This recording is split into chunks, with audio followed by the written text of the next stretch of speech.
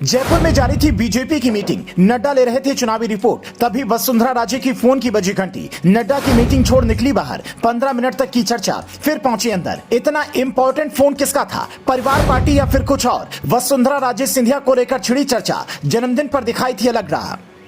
BJP ने दिल्ली में 38 दलों की बैठक बुलाई। बैठक में कई बड़े बड़े नेता शामिल हुए, लेकिन इसी बैठक के बीच एक ऐसी खबर आई जिसके बाद विपक्ष ने कई सवाल खड़े कर दिए हैं। दरअसल 16 जुलाई को जेपी नड्डा राजस्थान के दौरे पर थे। जयपुर के बिलवा में आयोजित कार्यक्रम में शामिल होने के बाद उन्होंने एक मीटिंग बुलाई, जिसमें राजस्थान बीजेपी के अध्यक्ष सीपी जोशी, नेता प्रतिपक्ष राजेंद्र राठौड़, उप नेता प्रतिपक्ष सतीश पुनिया और अरुण सिंह शुरू से ही मौजूद रहे, जबकि पूर्व मुख्यमंत्री वसुंधरा राजे सिंधिया 5 मिनट देरी से पहुंची। उसके बाद वो जैसे ही मीटिंग में पहुंची, कुछ ही समय बाद उनकी फोन की घंटी बजी, जिसे उन्होंने भरी मीटिंग से बाहर निकलकर न सिर्फ रिसीव किया, बल्कि 15 मिनट तक फोन पर बतियाती रहीं। वसुंधरा जैसी दिग्गज नेता को फोन आना कोई बड़ी बात नहीं है, पर मीटिंग में अक्सर नेताजी फोन इग्नोर करते हैं, वो भी जब आपके सामने पार्टी के अध्यक्ष बैठे हों। तो कोशिश होती है कि मीटिंग में पूरा समय शामिल रहे। हो सकता है कि जेपी नड्डा से कहकर वो बाहर गई हूं। फोन पर बात करने के बाद उन्होंने अपनी सिक्योरिटी में तैनात जवान से कुछ कहा और वापस मीटिंग में चली गई। अब इसके बाद सवाल खड़े हो रहे हैं कि ये फोन किसका था। अब दावे के तौर पर तो ये कोई नहीं कह सकता कि कॉल किसकी थी, लेकिन जो चर्चाएं हैं वो कुछ इस तरह की हैं।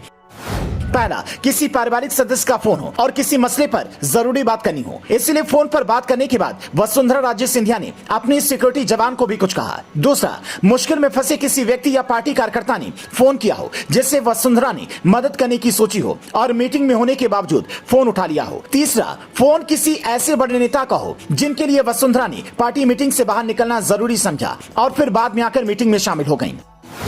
हालांकि एक चर्चा यह भी है कि वसुंधरा राजे सिंधिया इन दिनों खुश नहीं है, क्योंकि पार्टी में उन्हें जो सम्मान और जगह चाहिए वो नहीं मिल रही है। जब तक सतीश पुनिया अध्यक्ष थे, तब तक करीब 3 साल वसुंधरा राजे सिंधिया एक तरह से साइडलाइन ही रही, लेकिन जैसे ही सीपी जोशी अध्यक्ष बने, ये कहा गया कि वसुंधरा गुट के नेता को अध्यक्ष बनाने का मतलब हाईकमान ने वसुंधरा की सुन ली है। लेकिन फिर से बीच मीटिंग से उनका ऐसे बाहर जाना कई तरह के सवाल खड़े कर रहा है।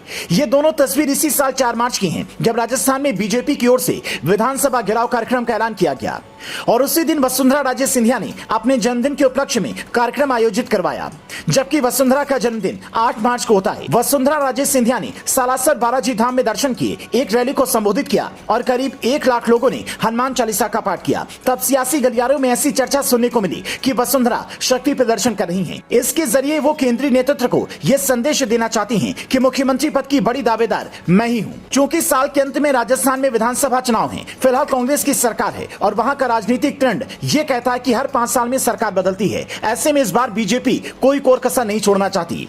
पर कई नेता जहां हाइपर एक्टिव हैं, तो वहीं वसुंधरा राजे सिंधिया इस तरह की खबरों को लेकर सुर्खियों में हैं। अब वो फोन किसका था वो तो वही बता सकती हैं, पर आपको क्या लगता है, राजस्थान में बीजेपी आसानी से वापसी कर लेगी या गहलोत का जादू फिर चलेगा? हमें कमेंट में बताएं।